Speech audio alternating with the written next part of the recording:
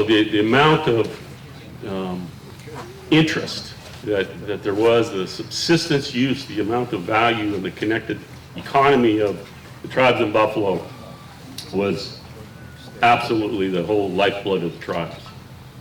So to have the buffalo be preserved here under the Allard Pablo herd through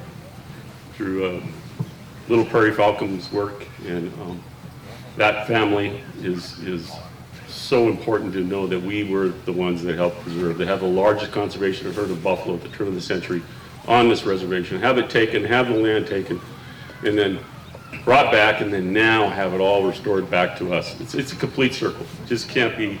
It's just such a great day. I mean, it is a fantastic